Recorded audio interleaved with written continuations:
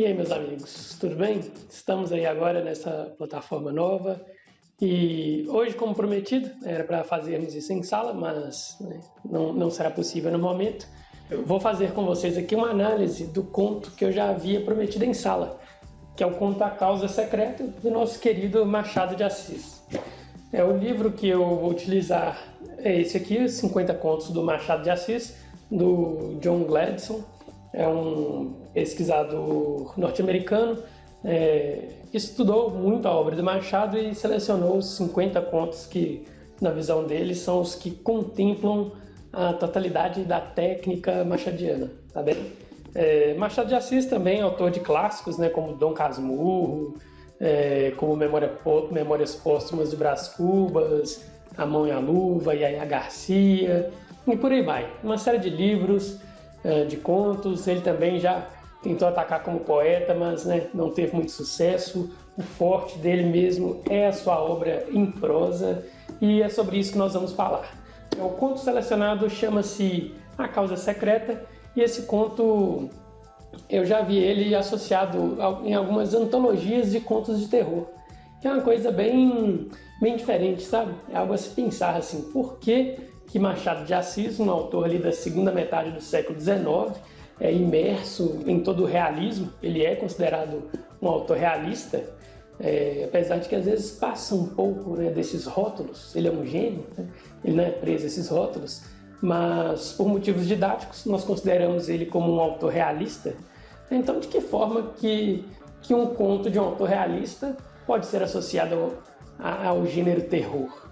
Isso é algo que nos intriga um pouco e nos faz pensar. O que será? O que tem nesse conto? Eu vou passar um resumo para vocês, fazer uma análise da estrutura básica do conto, como personagens, enredo, tempo, e por aí vai, o clímax, quando ocorre a grande força desse conto, e detalhes psicológicos. Faremos uma análise geral.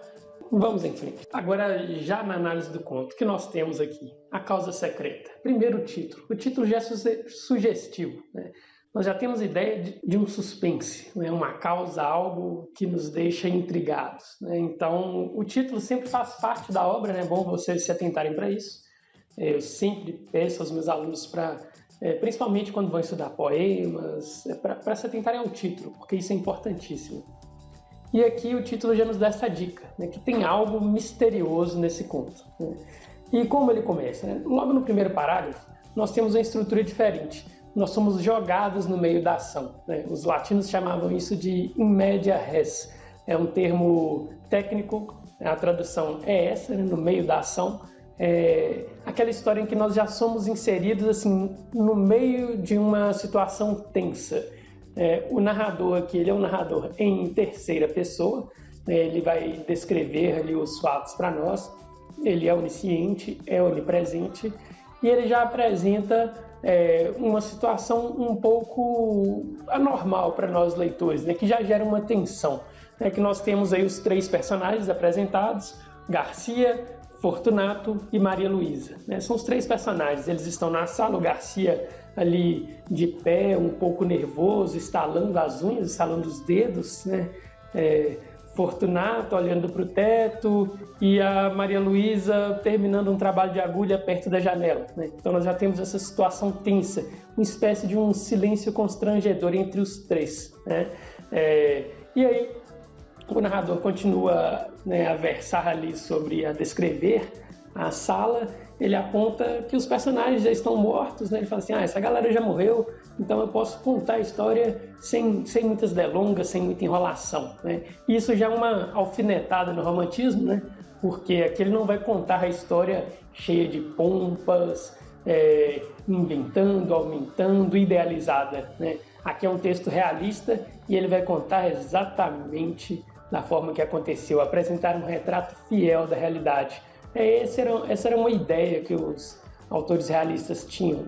Eu julgo até um pouco inocente, Não sei se é possível apresentar um retrato fiel da realidade sendo escritor. Porque, claro, toda escrita, toda carga, toda produção literária, ela é carregada ideologicamente, sempre parte de um ponto de vista. O Machado sabia disso muito bem, ok? Olha só, Então aqui nós temos um desenvolvimento logo após a apresentação dos personagens, né, essa apresentação pelo narrador, né, essa descrição do narrador dos personagens da situação. Agora ele vai para o início, né, de como Garcia e Fortunato se conheceram. À primeira vista, o que ocorreu? Né? Garcia já viu Fortunato ali na escola de medicina, quando eram jovens e tal. Aquilo deixa uma impressão, né? Fortunato ser uma pessoa diferente. Então, Garcia fica um pouco intrigado. O conto segue, eles se formam. E mais, né, o tempo passa. Mais adiante, o nosso personagem, o Garcia, ele gostava muito de frequentar teatros e vê ao longe a figura do Fortunato, né, assistindo uma peça de teatro. E olha só que legal, né, as dicas que Machado já nos dá. A descrição aí do teatro. A peça era um dramalhão, cozido a facadas, ouriçado de imprecações e remorsos. Mas Fortunato ouviu-a com singular interesse. Né? Então nós temos um dramalhão, aquela coisa clichê, né, melodramática, mas violenta. E isso chama a atenção de Fortunato. Nós já temos aqui uma pitada de como vai desenvolver a construção do nosso personagem. Machado de Assis, ou nosso narrador, prossegue. Nos lances dolorosos, a atenção dele redobrava. Os olhos iam avidamente de um personagem a outro, a tal ponto que o estudante suspeitou haver na peça reminiscências pessoais do vizinho. Né? Então Garcia suspeita assim, caramba, ele já deve ter vivido algo violento, algo parecido, então por isso que ele está tão intrigado, sofrendo ali, né, com essa identificação com a peça. Né? E o Fortunato sai, vai embora depois de assistir a peça. Garcia fica de longe observando, quase o perseguindo, né? E olha só pelas ruas, né? O que o Garcia viu o Fortunato fazer. Fortunato foi pelo Beco do Cotovelo, Rua São José até o Largo da Carioca. Reparem bem, ia devagar, cabisbaixo, parando às vezes para dar uma bengalada em algum cão que dormia. O cão ficava ganindo e ele ia andando. Olha que situação. O Fortunato batia com bengala em cães, né? Não há nada mais absurdo que machucar um cãozinho, né? Mas aqui Machado de Assis conta isso de uma forma tão tranquila, tão calma, que nós deixamos passar, né? Levamos como algo normal, algo corriqueiro, sabemos que não é, né? Mas já há um contraste aí entre o que nós podemos chamar de normalidade social dos fatos e uma anormalidade essencial. Né? Antônio Cândido, um grande teórico, sempre chama atenção para essa técnica do Machado de Assis, né? De apresentar fatos assim, revoltantes, impactantes, mas de uma forma tranquila, de uma forma serena, né? Que é bem típica aí da nossa ironia machadiana, ok? Olha, então nós temos agora, né, depois que os personagens são apresentados, já uma aproximação entre Garcia e Fortunato, né, uma aproximação visível, os dois já sabem um da existência do outro. O nosso narrador vai nos apresentar assim, como ocorre, né, como os dois se conheceram. É isso que nós vamos saber agora. Um vizinho lá do Garcia acaba entrando em uma briga, sai machucado lá em uma confusão, um tumulto, e quem socorre essa figura é o Fortunato. O Fortunato chega com esse amigo do Garcia, ensanguentado, ajuda assim, com a dedicação extrema, e logo depois que termina ali o seu trabalho, os primeiros socorros, ele vai embora, mostrando um certo desdém a respeito dessa figura. Garcia tenta, né, ali puxar um assunto, né, mas não rola. Fortunato não é muito de conversar, ele fica com aquele ar, né, de desdém. Seguinte, depois que acontece isso, passa-se mais algum tempo, né, aqui no conto, e quando Garcia até havia, né, desistido ali dessa aproximação com o Fortunato, um dia ele, né, pega ali um coche e encontra dentro do carro o Fortunato. E ele fala assim, olha, né, estou casado agora, um dia você vai lá me visitar e tal. Garcia aceita esse convite e eles ficam um pouco mais próximos, né? O lance é que o Garcia conhece a Maria Luísa, a esposa do Fortunato, e aí já rola um certo apreço, porque a maneira como o narrador nos conta, ela às vezes se mistura um pouco com o pensamento do Garcia, e nós conseguimos inferir que há um sentimento a mais do Garcia pela Maria Luísa, né? E isso, óbvio, que vai ganhando força ao longo do conto, né? Ele vai dizer a respeito do Fortunato, que o Fortunato, né, disse na visita à casa, Fortunato era um pouco frio, mas os seus obséquios, se não resgatavam a natureza, davam alguma compensação, e não era pouco, né? Os favores, o modo de tratar dele, Fortunato tratava o Garcia bem, mas isso não era natural, era um pouco forçado, né? Já Maria Luísa, que possuía ambos os feitiços, pessoa e modo. Maria Luísa era uma mulher encantadora, né? Era esbelta, airosa, olhos meigos e submissos, tinha 25 anos e parecia não passar de 19. Olha só, não é da mulher. O que nós temos? Qual é o cenário dado até agora? Garcia, já mais íntimo do Fortunato, frequentando sua casa e tal, com aquela queda pela Maria Luísa, né, uma mulher bonita, né, que parece ter 19 anos ainda, e ainda o Garcia estranhando, né, assim, esse Fortunato, ele tem uns hábitos esquisitos, né, ele me trata bem, mas é aquele tratar bem um pouco forçado, mas tudo bem. O Garcia continua frequentando a casa do Fortunato e o que acontece, né, com essa frequência de visitas na casa do amigo, né? Há uma certa promessa ali do Fortunato, uma vontade dele de montar uma casa de saúde, né, para tratar de pessoas doentes, para tratar de pessoas necessitadas, né? E Garcia pensa, esse cara é um filantropo, né? Filantropo é aquela pessoa, né, que tem condições, que ajuda os outros, e isso é legal, né? É algo bom. Essa é a visão que o Garcia passa a ter do Fortunato, né? Que a dedicação dele com os feridos, a dedicação que ele teve com aquele amigo lá do início do conto, não era de graça, não era algo alheio, é algo que estava na natureza ali do Fortunato, que ele era um homem excelente, né? Que gostava de ajudar as pessoas, era um exímio médico que honra os seus juramentos, né? E aí a gente tem essa parte que é legal e tal, mas como eu disse a vocês, o Fortunato ele não dava muita atenção para Maria Luísa, para sua esposa, né? E olha só, quando eu digo a vocês que a voz do narrador se confunde um pouco com a voz do nosso personagem Garcia, é nesses pontos aqui, ó. Reparem bem, frase do texto, né? A comunhão dos interesses apertou os laços da intimidade, os interesses médicos. Garcia tornou-se familiar na casa. Ali jantava quase todos os dias, ali observava a pessoa e a vida de Maria Luísa, cuja solidão moral era evidente.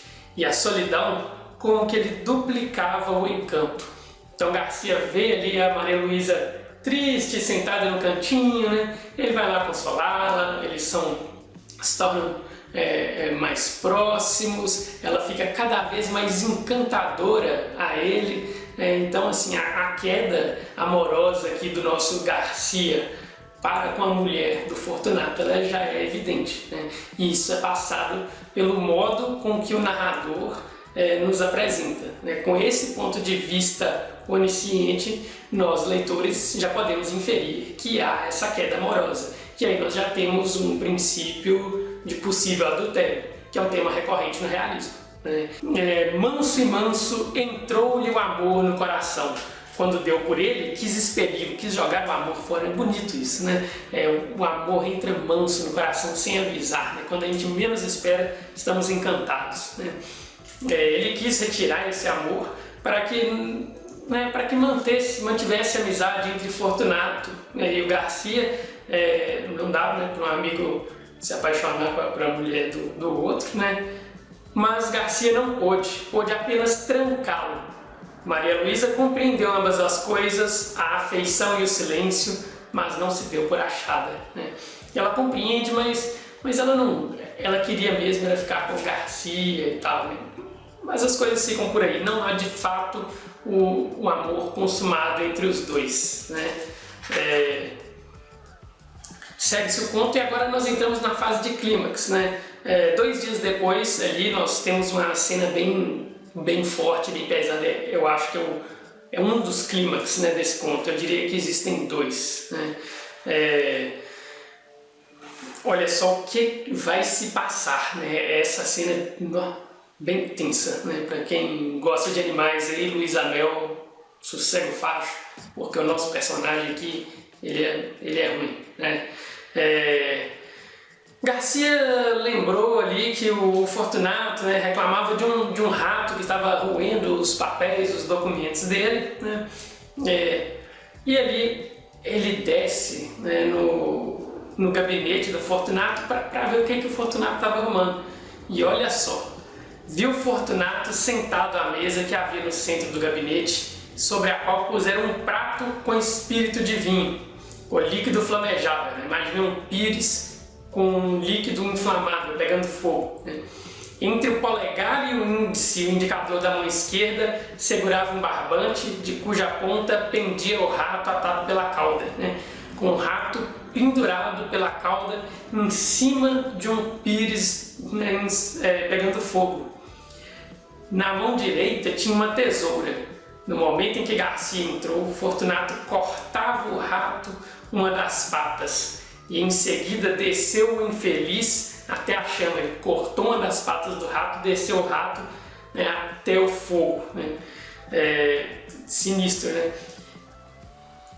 Rápido para não matá-lo, e dispôs-se a fazer o mesmo a terceira pata, pois já lhe havia cortado a primeira.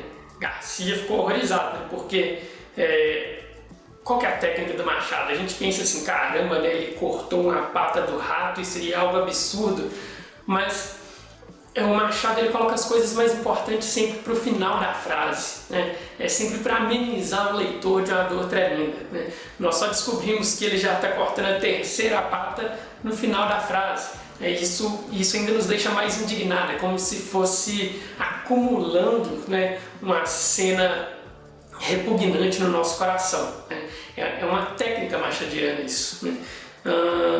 Garcia ficou horrorizado porque o que o Fortunato fazia? Cortava a pata do rato e colocava ele no fogo bem rápido, assim, para o rato não morrer de uma vez. Com um sorriso único, reflexo de alma satisfeita, alguma coisa que traduzia a delícia íntima das sensações supremas, Fortunato cortou a terceira pata do rato e fez pela terceira vez um movimento até a chama. Então, cortando as patas de um ratinho, imagina o rato grunhindo de dor, ele cortando com movimentos leves e descendo o rato de forma rápida para ele não morrer de uma vez, para aproveitar esse sofrimento até o final, né? Pesado, né, galera? Por isso que ele é associado muitas vezes a esses contos de terror. Fortunato cortou, né, essa última pata muito devagar, acompanhando a tesoura com os olhos. A pata caiu e ele ficou olhando para o rato meio cadáver. Ao descê-lo pela quarta vez até a chama, deu ainda mais rapidez ao gesto para salvar, se pudesse, alguns farrapos de vida. Depois ele corta o focinho do rato e aquela coisa vira confusão, né? Garcia fala com ele, mata o bicho de uma vez, né? Para com isso, né? E a mulher dele, a Maria Luísa, estava nervosa exatamente por essa situação. E aqui a gente volta no início do conto, né? Porque o Fortunato chama a Maria Luísa de fracote, fracalhona, ele vai para a sala, né? Nós temos o Garcia na sala também, e vocês lembram da primeira situação que nós somos colocados, em que o narrador apresenta para nós, os três na sala com aquele silêncio, né, constrangedor? Foi exatamente esse o ponto, né? Depois dessa confusão com o rato, né, que o Garcia ficou impactado, a Maria Luísa estava lá sofrendo porque ela era mais nervosa, né, emocionalmente, e então nós temos os personagens reunidos dentro da sala, né, na situação inicial. Esse era o ponto de partida do conto. E aqui segue-se a história, né? Depois o Garcia fica sabendo que a Maria Luísa era tísica, ela era doente, ela já sofria disso há muito tempo. O Fortunato gostava dela, tentou tratar de tudo quanto é maneira. A Maria Luísa vem a falecer, depois de várias tentativas de tratamento, não dá certo, ela vive ali com esses hábitos, convive com esses hábitos estranhos do Fortunato, Ela, de certa forma, ela gostava dele, né? Só não curtia. Cara, ela gostava do Fortunato, só né, tinha problema com esses hábitos exóticos dele de torturar, de agredir animais.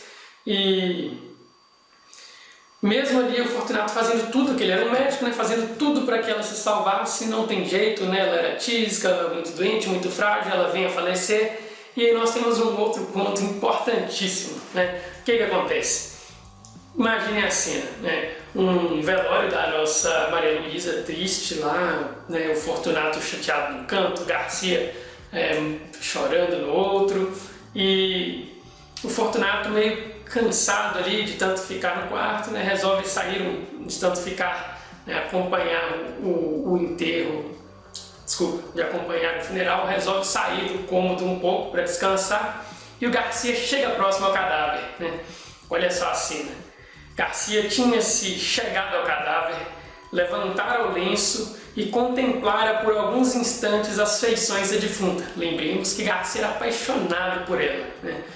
Depois, como se a morte espiritualizasse tudo, inclinou-se e beijou na testa. Ele beija ali o cadáver, né? Beija Maria Luísa na testa, né? Porque ele era apaixonado por ela. Mas aquilo não era só um beijo de amizade, né? Fortunato vê essa cena de longe e ele já pensa, caramba, não é um beijo de amizade, né? Esse cara ali, ele gostava da minha mulher, ele poderia até ter me traído, né? Podia ser o epílogo de um livro de adultério, né? O narrador nos conta isso, né? Mas Fortunato não tinha ciúmes, note-se. A natureza compô-lo de uma maneira que não lhe deu ciúmes nem inveja, mas dera-lhe vaidade, que não é menos cativa ao ressentimento. Ele fica ali, né, meio ressentido porque perder ali a sua mulher pelo outro, isso fere, né, a vaidade dele, não uma espécie de orgulho, né? Ele olha assombrado. Garcia então beija, né, ali em soluços, aquele amor calado, ele chora, fica muito triste, e o Fortunato, distante, à porta onde ficara, saboreou tranquilo essa explosão de dor moral que foi longa, muito longa, deliciosamente longa. O que nós temos aqui? O personagem completamente alucinado, porque o Fortunato ele se diverte com a dor do outro, né? E essa repetição, né, da cena final, o Fortunato vendo o Garcia chorar ali, né, de amor, esse amor contido, o Fortunato ele sente prazer no sofrimento do outro, né? Essa é a realidade. E aqui nós voltamos para um ponto muito forte do realismo, que é essa análise psicológica dos personagens, né? O que nós podemos pensar com isso? Se vocês lembrarem bem, ele tenta, né, ele faz uma proposta ao Garcia de montarem uma casa de saúde. E aí, tá, vamos analisar. Será que ele é um médico porque ele é um filantropo, porque ele gosta de ajudar os outros, porque ele quer ver as pessoas doentes se curando? Ou será que ele aproveita dessa situação para se comprazer com o sofrimento do outro? Ele pode até curar, mas ele vê a pessoa sofrendo e isso traz um prazer para ele, né? É algo, né, complexo a se pensar, porque nós não sabemos o que está por trás das ações do outro, né? Nós não temos acesso ao pensamento do outro. Então essa análise psicológica profunda, né, nos coloca assim em xeque, né? Aquelas pessoas que nós vemos por aí no mundo, será que elas ajudam o próximo por causa de um orgulho interior, uma certa vaidade para mostrar? Ou será que elas são realmente boas? Quem é bom e quem é ruim no mundo? Será que praticar ações boas torna a pessoa de bom coração, né? E o que passa no seu interior, e o que passa no seu psicológico? Essas são questões colocadas pelo nosso narrador, né, que são colocadas no conto A Causa Secreta do Machado de Assis, e nos deixam instigados, né? Que tipo de resposta? O que vocês acham a respeito disso, né? Fortunato, ele é bom ou ele é ruim? Que tipo de pessoa ele é? E você? Que tipo de pessoa você é? Ficamos por aqui, meus amigos. Próxima aula nós vamos discutir elementos da narrativa. Em breve vou passar alguns exercícios para vocês. degustem bem, leiam o conto, releiam, coloquem aí dúvidas, né, nas caixas de diálogo aqui embaixo, nos comentários, e nos vemos por aí. Valeu, galera!